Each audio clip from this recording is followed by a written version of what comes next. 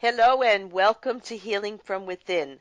I am your host, Sheryl Glick, author of The Living Spirit, Answers for Healing and Infinite Love, which shares stories of spiritual awakening, spiritual communication, healing energies, miracles, and ways to utilize your intuition for prosperity, health, and for happiness.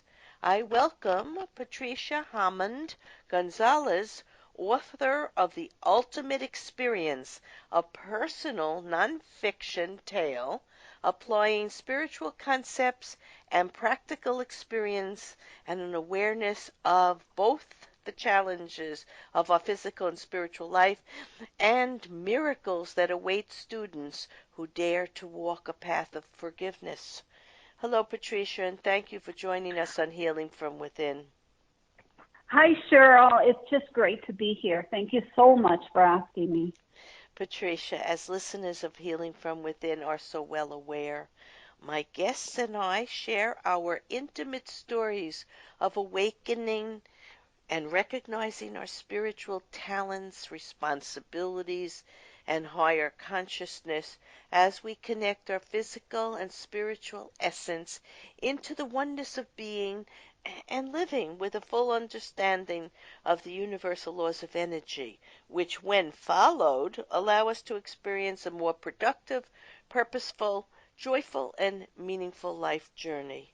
In today's episode of Healing from Within, Patricia Hammond Gonzalez, born in Spirit Lake, Idaho, the third of Yes. four daughters. I just love even Yes. saying it, Spirit Lake. The Spirit third. Lake, Yes, it's a perfect fit for me, you know? the third of four daughters, who has lived in London and is now in Spain, offers her thoughts on what it means to be a spiritual traveler who can excel in living life with gusto and faith. You know, Patricia, I always love to Yeah. ask my guests. This is a wonderful question because it opens up so many doorways to the possibilities of knowing ourselves in so many ways. I love to ask my guests to think back to their childhood and remember an Yeah. event, person, or place that may have been meaningful to them and show them or others the inner working of their soul life and the lifestyle they would engage in as an adult. So just take a second, Hmm. think back, and share with Ah, us. Yeah. yeah. Well, one event, I guess there were probably many. I was the third daughter of four, like you said, which left me as the middle child. And I'm I was also, rebellious. yeah, I'm also the middle child. I was very rebellious, and I just thought differently. I just knew there was something else going on. I didn't know what it was. The spiritual awakening didn't happen until I was much older, but I just felt different, you know. Well, I think you were like me. You were empathic, and you knew justice, truth, and the American way, and you found it hard to find adults acting in ways that maybe didn't sit so right with you. Yeah, and you had Yeah, to tell the truth. I was a square peg in a family of circles, you know, Yes, and I just didn't ever find my place. And that continues today. I have a loving family, but I'm just not like them, never have been. So, well, I uh, think we're all unique, and I know our soul selects the family and the experiences that we're going to have in this life so that we can yes, grow in more love and compassion and share and serve and just be. And some of us maybe have had more experience, and so we are a little bit more aware of our emotions and consciousness and what we wish to bring to the world. And everyone's unique and different. So I yeah, certainly understand exactly what you're saying because my childhood, I'm one of three daughters, and I have a Mm. daughter who has four daughters. So I'm very aware of the energy that you are part Yes. of because I'm part of that too. So let's go on Yes. to, before we get into the Okay. book and the lessons to be found here, amidst the personal story, on Yeah. how the book came to be. It's very interesting. Can you share with my listeners the backstory of how the book Sure. came to be? Well, I was living two lives in my adulthood, and my spiritual path was very, very prevalent, and I dabbled in so many things. But I also lived a corporate life. I had a successful corporate career for 20 years in San Francisco, and I just didn't know how to balance the two. They just didn't work together. And unexpectedly, I went into work on this morning, and I got laid off. Mm. And it was, I was a homeowner. I had bills like everybody else. And in the beginning, when I got laid off, I was actually smiling inside. I felt really happy about that because I knew that it wasn't a good fit any longer. I knew something was coming. And, but I struggled for about a year taking, temporary jobs to pay my mortgage and to pay my bills. And then I got myself so stressed out that I was taking some really deep breaths on this one day just to kind of balance myself. And I got this intuitive thought that I needed to get on my spiritual path and I needed to leave everything behind. And the way I was going to do that, I was going to go live with my mother. Now, living with my mother, there's just no way the two of us just were never going to be compatible. But I picked up the phone and I said, "Would you like company?" And she said, "Sure." And I was thinking it was going to be 6 months. Well, I was there for 4 years. All right. But she had a second bedroom. It didn't have a bed. I said, "I don't want anything. I'm going into my cocoon. I'm going to just focus all my energy on my spiritual path and see where it takes me." And I said, this was a town in Central California where all my family lived. And so I was surrounded by my three sisters, my mother, and doing this spiritual work in this cocoon. And what happened was I was guided to reread A Course in Miracles. And I was really hesitant to do that because the first time that I tried to read it, it made no sense to me. It was just words on paper. And so I was very hesitant, but I kept getting the message, you must read A Course in Miracles. And this time when I read it, I actually saw the message of forgiveness on almost every page. And so I started the practice of forgiveness. I took it very much to heart, and I realized the reason I was with my mother and with my sisters was that is where the forgiveness needed to start. And so as I was doing my forgiveness work and having a lot of success and a lot of awareness around my forgiveness work, I was also Skyping with a friend who now lived in Florida, and we were both doing the lessons of A Course in Miracles. And I had said to her one afternoon when we were Skyping, we always Skyped every Monday, and I said, "Are you ready to go on a trip?" And she said, "A trip?" And I said, "Yeah, I just feel like we're going to go on an adventure." And that week, and she said, "Well, I'll have to think about that." And that week, I realized that what was coming in was a book. And it was all of this awareness that I was having was starting to come in the form of a script and with characters and lessons and all of this information, and I started writing it down. It kind of scared me because I was not a writer. What was your friend's name? Because I've read your book. Is she Well, one of the characters in the book, or did you yes, make up yes, yes. fictitious names? Lauren or Well, Savannah?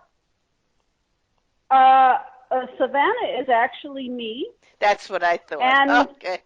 All and right. and Lauren is my friend in Florida.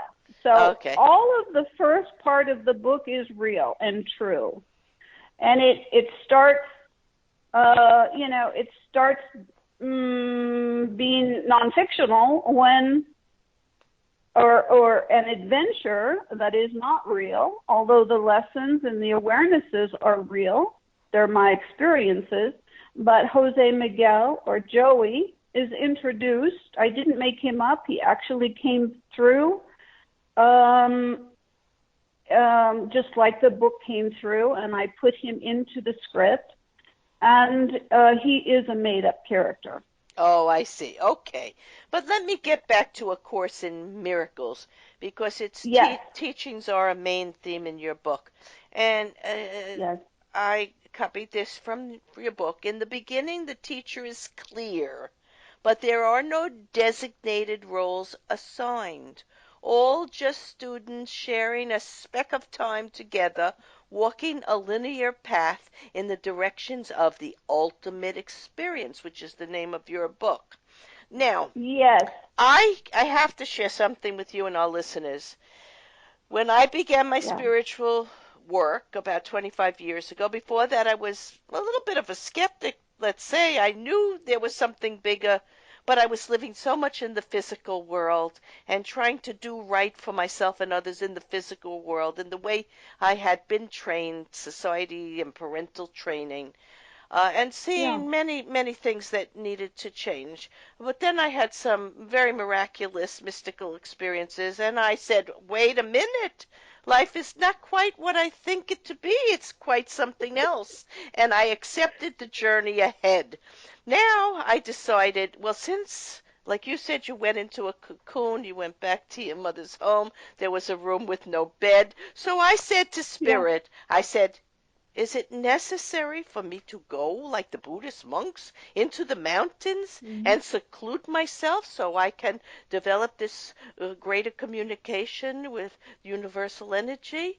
And I took a book that had been given to me by at a course. I had met a man from England, and he handed me this tiny little book, and it had beautiful little, beautiful little messages in it.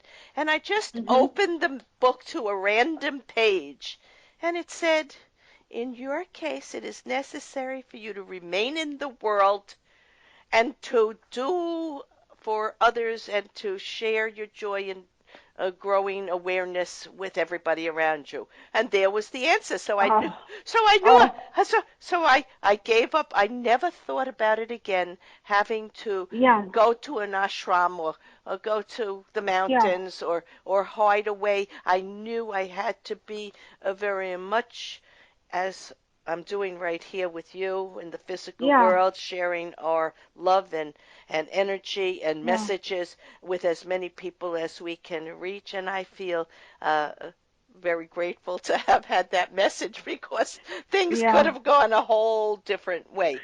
Now, you talk about the process of the ego. Tell us something about yes, that because that's what the Course of Miracles is about, understanding your soul yeah. connection to spirit and our physical life or our ego values. So tell us something Well, about that. my book is written like a novel, but it definitely has lessons, within it. And it's divided into sections, and the first section is understanding. And you have to really learn a whole new way of thinking.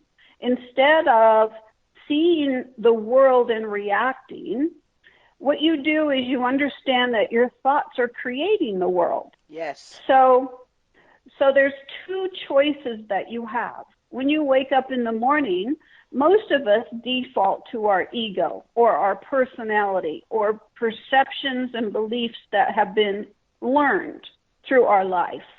And that's how we start our day. And that usually means that it's a potluck. It's a smorgasbord of emotions. So anger can come at you, situations where you feel like a victim, or, just anything is possible. There's a wonderful a lesson in A Course in Miracles, and it's lesson 11, and it says, my meaningless thoughts are showing me a meaningless world. And so your thoughts are what create the world. So if your world looks like anger, can be from a stranger or someone that you know very well, that's ego, that's personality, and that is fear-based. And the responsibility that you have is to step back and take responsibility for that thought that created that world of anger. And then, as A Course in Miracles would say all through the book, it's forgiveness. It's forgiving the thought, not being shamed by the thought, No. or not, just realizing that it can be changed. And so your other choice is love. If you wake up in the morning and you feel joy, you feel love, you feel empathy, peace, then you've chosen right. And you're going to, yes. And you're going to and your draw world more will of show up that way. Yes, you're going to draw that to yourself. Yes. As a Reiki master teacher and empath, also medium, I always, wherever I meet people, I tell them, you're creating your reality with every thought and action. And on any given day, perhaps 50% of the energy coming or thoughts coming into us could be negative. So we have a responsibility to say, I'm not paying attention to that really. That does not suit or serve me or anyone else.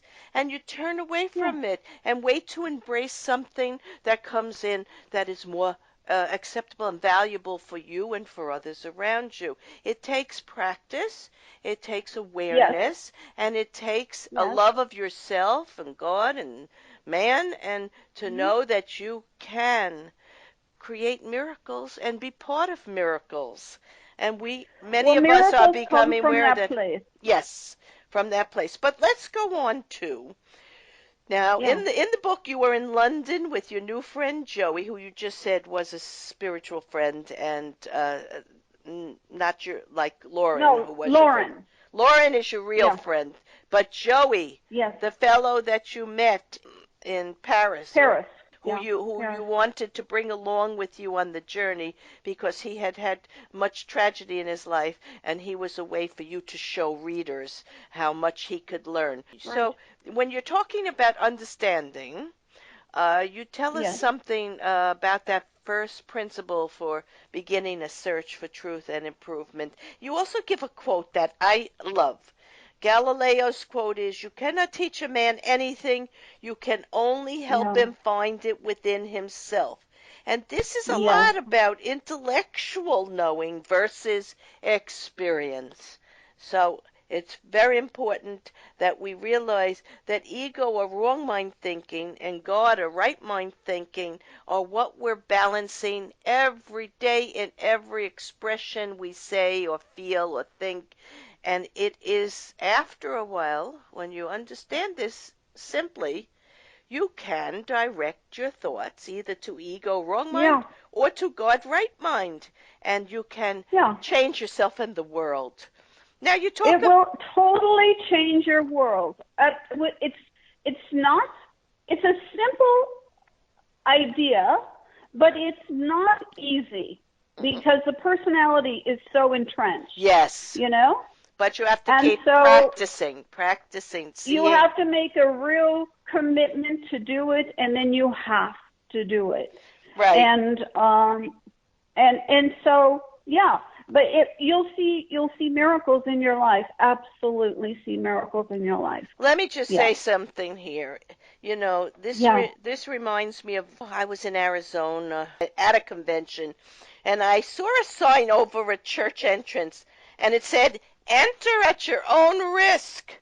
And and to me, it really caught my attention. And to me, it meant that once you know that you're a spiritual being having a physical life, everything changes, and you cannot allow blame and anger and judgment to Yeah. cloud the truth of your destiny and your soul being. And you can't go backwards. You must be ready to take responsibility, accept this personal responsibility, and move towards higher consciousness. And in my book, The Living Spirit, in terms of Yeah. achieving spiritual transformation, which you have accepted and gone through, and I also have Yeah. accepted and done that graciously and gratefully, I wrote, Mhm. spiritual transformation is the key to manifesting a better physical experience, period. It is also necessary to attain life achievements that are not only materially advantageous, but a real reflection of your true divine self. Yeah. Coincidentally, spiritual transformation also allows us to find our higher selves and a connection to universal energy. And the ultimate purpose for seeking transformation is to be free of the negative or fearful mind chatter that results from thoughts of imaginary obstacles and the voices of controlling relatives, friends, business acquaintances who Yeah. may be enmeshed in physical pursuits related to the accumulation of material positions and the survival needs of the root chakra. So by seeking deeper Yeah. knowledge of our soul, our heart energy, our life purpose, we begin to remember we are more than the body, more than the physical world, and part of a higher force that is eternal and divine. Yeah? Well, what happened? Yes, absolutely. That all gives me the chills when I hear you say it. What happened was when I was a young girl in high school, the English teacher of the school gave us all an assignment, and he said, write a creative story. And so I did. I wrote, and I won. And you would have thought that would have kicked off my writing, profession, but it didn't. It lay dormant for all those years until I was there in my cocoon at my mother's home. And then the writing started to come out. And when you follow this spiritual path and you undo all of that ego personality, one by one, layer by layer, then the purpose, the creative you starts to flow. And it's a beautiful world. It It's is. just so It is purposeful. indeed. It's a beautiful world here and beyond here. And we are beautiful, magnificent soul entities of so much Yes. compassion and love that have been confused by some of the difficulties in the physical world, but necessary difficulties. You know, it's funny, Yeah. but I never thought I would be a writer. But many years ago, I had my first reading from a medium, and I didn't even understand these concepts at that time. I was not trained. I did not live in a family who guided me this Yeah. way. And she said to me, "You're going to write 3 books." And I said, "I don't think so." And and as things have, I've written the first 2, and the third one is almost ready to get out there. Oh And my and gosh. I feel I had to complete my mission because I was Yeah. told my mission. Now I did like writing also when I was young, but I never thought I would be a writer. And I don't think No. of myself as a writer. I think of myself as someone who's downloading the beautiful inspiration from spirit to bring that Yeah. energy into the world, because that was truly my destiny, to discover who I was and why I was here in this life, Yeah. and to get beyond the sadness of seeing some of the way people behave, because I was a sensitive even as a child. And as the middle child, I guess you and Yeah. I were Yes. peacemakers, right? We were Oh, we yes. we tried Very much the peacemaker. to bring Yeah. peace where there was disruption, and we're still doing it because Yeah. what you and I are saying here is we can't allow the old programs of fear and Yeah. negativity to keep running in our heart and brain. We have to get more to past the ego, wrong mind thinking, to be an observer of the beauty of ourself and life and see the world in the terms of right mind, God Hmm. inspired thinking, or even if you don't use the word God, in universal energy or divine or soul Right. inspired, whatever term you use, it is a creative force of life. And it is That there. is within us. Yes, and Yeah. it's there for all Yeah. of us. Even people who don't think they're spiritual are still spirit having a physical life and on a path and journey. So, what would you like people Well, to take away with them after reading your book, The Ultimate Experience? I would really, really love them to understand that there's only two choices, and one is fear and one is love. And if it feels like fear, if it feels negative, if it makes you have pain, if have hurt or anger coming at you, you can change it. You can change it. And love, just, I always tell people, just close your eyes and go to your heart and think of something that, brings tears to your eyes, that you feel so much love for. You'll be amazed at how just that little exercise will change your life in that moment. And Absolutely, yes. So I want to thank you, Patricia Hammond Gonzalez, author of The Ultimate Experience, your story of awakening and using the thoughts and values from your extensive study of A Course in Miracles as you traveled and met so many new friends who benefited from your awareness of the metaphysical nature of our lives and show us the way to trust the bigger plan for success and well-being. To purchase this book, please go to Amazon.com. In summarizing today's episode of Healing from Within, Patricia has shared with us in enjoyable, light-hearted fashion several of the very complex ideas in the Course of Miracles, a study of universal laws for living life in a way that supports soul and human growth towards love, compassion, and healing, and to make a true connection to the divine. We have shared her journey with her friends through many lovely countries and situations, some challenging and others amazingly uplifting, as we remember that life is indeed a procession of people, events, and changes that eventually guide us towards truth, acceptance, and a surrender to our personal, individualized life plan. In understanding the difference between the ego wrong mind and the God right mind thinking, we begin to see that our thoughts and actions mirror all the events in our life, and we can begin to create a very different reality by simply using our inner wisdom and align to higher self. As Patricia wrote, you do not have to learn love, earn love, or attain love, because love is always within you. If you're not aware of love and protecting love, you must still have some forgiveness to do. A word of caution. The ego is stubborn, tenacious, and once it's identified by you, the observer, it gets terrified. Don't be surprised when you see those same ego wrong thoughts popping up again and again. Just like those frustrating pop-ups in your computer, they keep repeating until you decide to get rid of them. Patricia and I would have you, as she also wrote, when you peel away the layers of ego wrong mind through this process of forgiveness, what's real and true is revealed.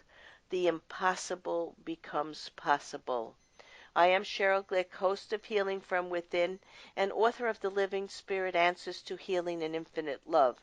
And I invite you to visit my website, SherylGlick.com, to hear leaders in the metaphysical fields, science, spirituality, psychology, medicine, education, and the arts and music discuss the infinite possibilities for human evolution and for these changing times.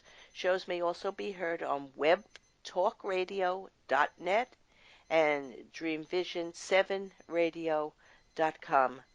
Thank you.